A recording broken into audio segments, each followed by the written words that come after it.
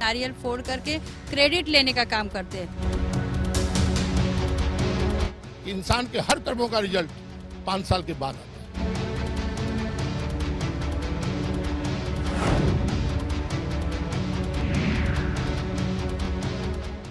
नमस्कार, मैं वो अवनींद्र आशुतोष, आपका बहुत बहुत स्वागत है हमारे खास कार्यक्रम मुंबई की आवाज़ में। मुंबई में अगर हम विकास की बात करते हैं तो आप विकास का अंदाज़ा लगा सकते हैं, लेकिन अगर हम समस्याओं की बात करते हैं तो समस्याओं की कोई कमी नहीं है। और सबसे पहले आपको बता दें कि ये जुहू सर्किल है, जुहू इलाका है। कुछ चेहरे हैं हमारे साथ जो आम लोग हैं, लेकिन इनकी अलग अलग समस्याएं हैं, अलग अलग इनका योगदान है। और मुंबई का जो विकास होता है तो हर किसी का अपना योगदान होता है। नितिन जी हैं, नितिन जी के साथ काफ़ी सारे स्थानीय लोग हैं।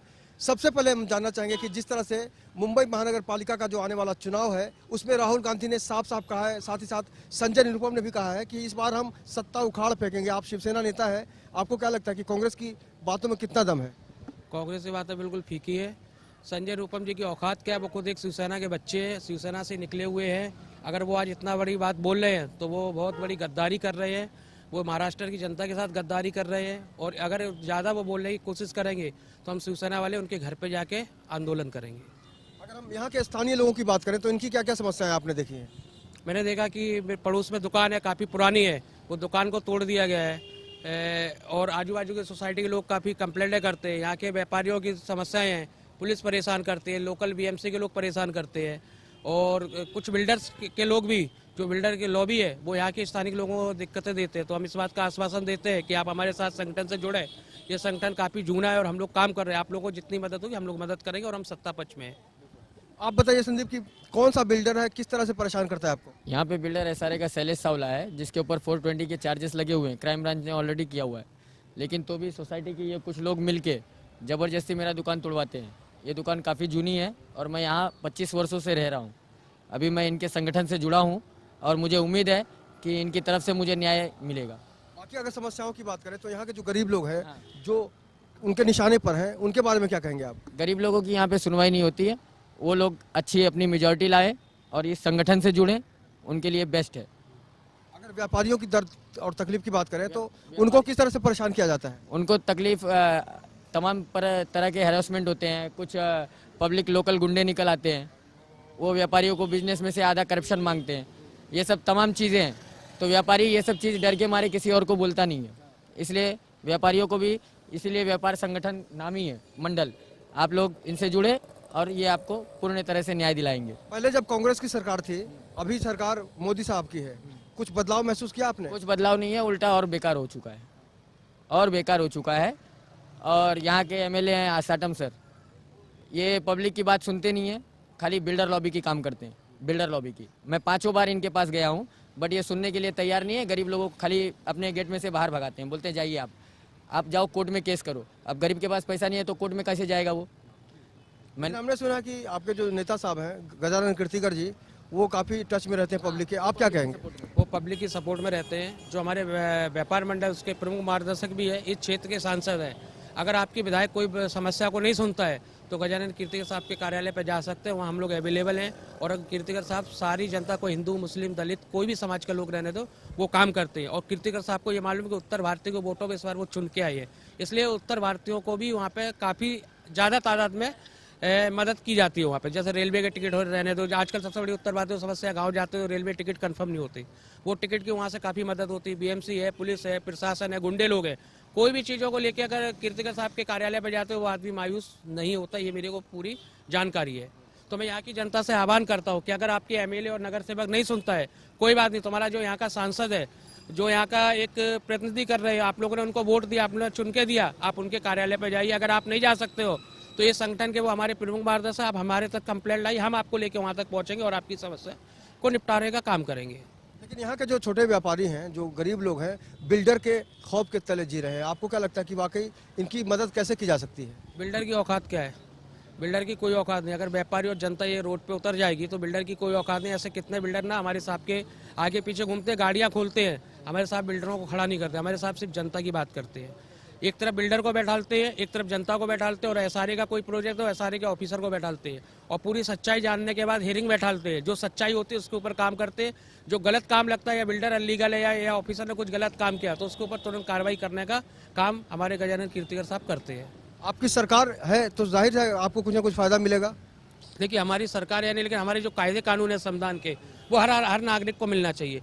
हमारी सरकार पूरे महाराष्ट्र की सरकार, हर आदमी ने वोट डाल के सरकार बनाई है, तो इनका फायदा सबको होना चाहिए और ये सरकार काम कर रही है। ठीक है, कहीं मतभेद है, लेकिन जो सेना के कोटे के मंत्री है, सेना के लोग हैं, वो अच्छे लेवल पे जनता का काम कर रहे हैं। आपका नाम बताइए भाई साहब। मनीष कन्हैया प्रसाद। मनीष जी, आप बताइए यहाँ की किस किस समस्याओं को आप जानते हैं और कितनी परेशानी होती है आपको? यहाँ पर परेशानी तो गरीब लोग के लिए बहुत है और गरीब की कोई सुनवाई नहीं है। जैसे कि संदीप ने कहा है कि बीएमसी वाले, पुलिस वाले, आम तमाम लोगों है, तो उनके तरफ से कोई रिस्पॉन्स ही नहीं मिलता है। इलेक्शन में जो नेता लोग आते हैं आपके इलाके में, तो क्या बोलते हैं आपको? बोलते क्या है सर, हाथ जोड़ के खड़ा हो जाते घर के सामने कि हमें जिताइए, हमें लेके आइए, हम ये करके देंगे, हम वो करके देंगे। हमारे वहाँ बिल्डर आज से 25 साल से आके बैठा हुआ है, अब तक कुछ नहीं कर पाया। ट्रांजिट स्कैम बनाया, ट्रांजिट स्कैम गिर गया, उसमें एक आदमी दब के मर गया, बिल्डर पे वापस केस हो गए। बिल्डर का नाम बताइए। सुशील संगई, जूरिया पार्क मोरा गाँव का बिल्डर है। एक आदमी मर गया, उसके बाद भी वो काम कर रहा है? नहीं, काम बंद है उनका, अभी फिलहाल बंद है। आप अपना नाम बताइए। सिकंदर कनौजिया। सिकंदर जी, आप इधर आइए थोड़ा। ये बताइए कि किस तरह से जो परेशानियां आती हैं और कैसे उसका समाधान होना चाहिए आपके हिसाब से? हमारे हिसाब से जो न्याय है वो क्या बोलते हैं, शिवसेना का जो हम लोग शाखा पे व्यापारी मंडल से जुड़े हैं, वो उनका जो नीतिगत है उसी नीति से उनको लाभ होना चाहिए। अगर सुरक्षा की बात करें तो आपको क्या लगता है, सुरक्षित है आप? सुरक्षित तो ऐसे महंगाई जमाने में कोई नहीं, कभी महंगाई आती है, कभी कुछ होता है, कभी कुछ होता है, इसमें कुछ कोई सुरक्षित नहीं है। हाँ, ये जब तक इसका करप्शन नहीं खत्म होगा तब तक कोई सुरक्षित नहीं है। करप्शन नहीं खत्म होगा तब तक कोई सुरक्षा नहीं, इसको मानते हैं आप? हाँ बिल्कुल मानता हूँ। जो 15 साल से अधिकारी करप्शन कर रहा है, पिछली सरकारें क्या करती, तुम भी खाओ हम भी खाओ, ये सरकारों में ऐसा नहीं है। तो करप्शन बहुत कुछ 50% कम हुआ है। जब करप्शन कम होता है, जब ईमानदारी की बात आती है, तो कहीं ना कहीं उस चीज़ का जनता को नुकसान होता है, क्योंकि अधिकारी फिर पूरे पेपर वर्क मांगते हैं जो जनता के पास नहीं होते, उस चीज़ का वो लोग फायदा उठा के करप्शन करते हैं। तो इसमें भी धीरे धीरे हम लोग लगाम लगाने का काम कर रहे हैं। आप चूंकि शिवसेना से जुड़े हुए हैं, बीएमसी में आपकी सत्ता है, बीएमसी के प्रति भी बहुत ज़्यादा शिकायतें आती रहती हैं। क्या कभी आपने अपने नेताओं के साथ बैठकर चर्चा की है कि वाकई जनता में गलत संदेश जा रहा है, उसको बंद करने की जरूरत है या कम करने की जरूरत है? मैं आपको एक बात बताने देना चाहता हूँ, किसी नेता को किसी जनता की जरूरत है। जनता अपने आप में खुद एक नेता है। आरटीआई जैसी चीज़ें निकली हैं, जनता अपना अधिकार खुद जानना चाहिए। किसी नेता के दरवाजे ठीक है तुम जाओ, अगर काम नहीं होता जाओ, लेकिन तुम खुद इतने सक्षम हो कि तुमको किसी की जरूरत नहीं है। कानून आप कानून को जानो, कानून की हिंदी में किताबें आती हैं, उनको जरा फॉलो करोगे, आपको हर चीज़ की जानकारी अधिकारी खुद सामने से देगा। तो मैं ये अपने लोगों को, अपने कार्यकर्ताओं को बोलना चाहता हूँ कि सरकार आपके साथ है, बीएमसी अधिकारी आपके साथ है, लेकिन तुमको सतर्क होना है। तुमको डंडे से उनसे काम कराना है। वो गुलाम है तुम्हारे टैक्स में वो लोग पलते हैं। ये जितने भी सरकारी ऑफिसर है, ये व्यापारियों के टैक्स और आम जनता का जो टैक्स है ना, उससे उनका रोजी रोटी और उनको समय पर पगार मिलती है। तो ये चीज़ का मैं इन लोग को जागरूक है कि वो तुम्हारे बड़े ऑफिसर नहीं है, वो तुम्हारे गुलाम है, सरकारी गुलाम है। उनको गुलाम की हैसियत से रखो, अपने हाथ में चाबुक लो और उनसे काम कराओ। वो काम नहीं करते, आरटीआई है, हम लोग बैठे हुए, हम लोग उनसे काम करा के लेंगे। आपको क्या लगता है इनकी बातों को सुनकर, कुछ समझ रहे हैं आप? परफेक्ट है। आरटीआई ऐसी चीज़ है कि आप कुछ भी चीज़ गवर्नमेंट सरकार से मांग सकते हो, जो भी है। भाई साहब, मुंबई की तस्वीर आपने बहुत बार देखी होगी। विकास की बात होती है, महंगाई की बात होती है, समस्याओं को नहीं हम छोड़ सकते। आपने कभी कुछ बदलाव महसूस किया? महसूस किया। आपका नाम बताइए। जेम्स। आपका कोई प्रॉब्लम है यहाँ पे? हाँ बताइए। मैं यहाँ पर धंधा कर रहा हूँ, 25 साल हो गया, 21 साल हो गया, 21 साल से धंधा कर रहा हूँ। बहुत परेशानी है। हफ्ते में 3 दिन धंधा करने को मिल रहा है और ऊपर से बहुत ही ज़्यादा परेशानी है। मैं वो पूरा बता नहीं सकता। हफ्ता वगैरह मांगते होंगे इसका मतलब? नहीं, वो तो मैं डिटेल बताएगा तो मेरा रोजी रोटी बंद हो जाएगा। इसके पेज पे आ जाए, इसलिए लोग नहीं बताना चाहते। लेकिन आप रिपोर्टर, आपको हर चीज़ की जानकारी है, एक जनता की नब्ज और एक नेता की नब्ज। कभी कभी ऐसे सोचता फांसी डाल के मर जाओ, घासले डाल के मर जाओ, तंग आ गया। कभी कभी रोना पड़ता है। सब कुछ करिए, किसान मत बनिए, क्योंकि किसान जिस तरह से यहाँ पर आम लोगों को परेशान करने की कोशिश कर रहा है, आम आदमी तो परेशान है, किसान अपनी जिंदगी भी नहीं संवार पा रहा है। तो किसान आत्महत्या करने की लगातार कर, लेकिन व्यापारी अगर आत्महत्या करेगा, गरीब भले ही हो सकता है, लेकिन हम चाहेंगे कि आप वाकई एक बार फिर से वादा करके आत्महत्या नहीं करेंगे, लड़ेंगे। आपका साथ सब देंगे?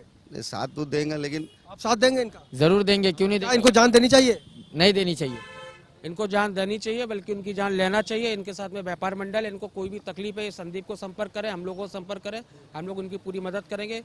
आज जिस तरह से किसान, इस देश के जो किसान के साथ जो हालत हुई, हम नहीं चाहते कि इस देश के साथ व्यापारियों के साथ ऐसी हालत हो, इसलिए संगठन का गठन किया गया है। और मैं सारे लोगों को बोलता हूँ संगठन से जुड़े, आपको पूरी मदद हम लोग करेंगे। आपको अभी जानकर बता दूं कि राहुल गांधी ने कहा है कि आने वाला जो बीएमसी चुनाव है उसमें शिवसेना भारतीय जनता पार्टी की सत्ता को उखाड़ फेंकनी है, कांग्रेस की सरकार आएगी। आप मुंबई में रहते हैं, क्या आपको लगता है कि इसमें कुछ तथ्य है या सत्य है? उनको मत देखिए, आपको जो बोलना है खुल के बोलिए। इसका जवाब मैं तो उतना नॉलेज नहीं है, तो इसका जवाब मैं दे नहीं सकता। आपको क्या लगता है कि वाकई तस्वीर बदलने की जरूरत है? राहुल गांधी जो चाह रहे हैं, राहुल गांधी को बोलने दीजिए, बोलने वाले बहुत कुछ बोलते हैं, लेकिन शिवसेना की सरकार को बीएमसी से कोई नहीं उखाड़ के फेंक सकता। फिर से एक बार पैदा होके आ जावे इस मैदान में। बहुत सारे लोग हैं, आपको क्या लगता है भाई साहब कनौजिया जी की वाकई शिवसेना और भारतीय जनता पार्टी की लंबे समय से सत्ता है बीएमसी में, बदलनी चाहिए या फिर सब कुछ राजनीतिक से प्रेरित है? नहीं, अभी तो बदलने का कोई वो उम्मीद नहीं है, क्योंकि वो अभी सरकार ठीक चल रही है। हाँ, इसमें कोई गुंजाइश नहीं है कि कांग्रेस आए या कोई भी आए उसको निकाल नहीं सकता बाहर। हाँ। आपको क्या लगता है कि सरकार बदलनी चाहिए? नहीं, शिवसेना। क्यों? शिवसेना लोगों का भला किया हुआ है और शिवसेना के वजह से गरीब लोग टिके हुए हैं मुंबई के अंदर। लेकिन जिस तरह से अच्छे दिन आने की बात की गई थी, महंगाई कम करने की बात की गई थी, आप खुश हैं इस सरकार से? नहीं सर, बिल्कुल नहीं। क्या लगता है कि अगर राहुल गांधी को मौका मिलेगा तो अच्छे दिन आएंगे? नहीं आएंगे और बिगड़ जाएंगे। तो मोदी जी की सरकार से भी ये खुश नहीं है और राहुल गांधी भी इनको नहीं चाहिए, तो कुल मिलाकर एक असमंजस की स्थिति है। आप युवा हैं, युवाओं के लिए कभी कुछ सोचते हैं कि कुछ उनको समझाया जाए, सिखाया जाए या कुछ समझा जाए?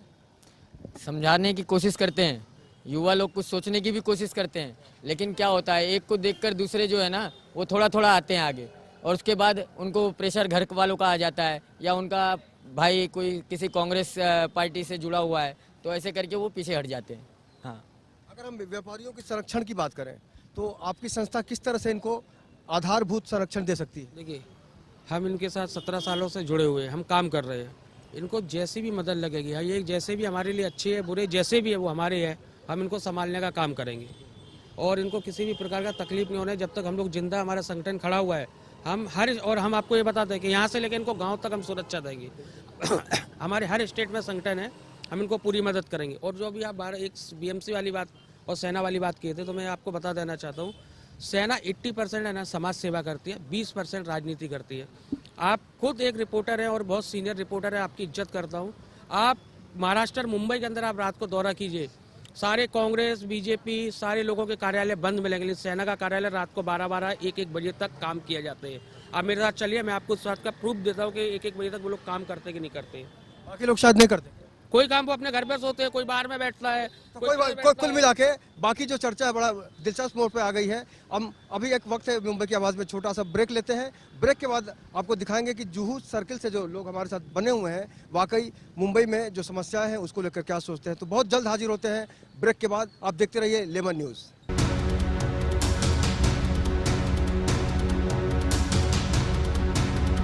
नारियल फोड़ करके क्रेडिट लेने का काम करते हैं।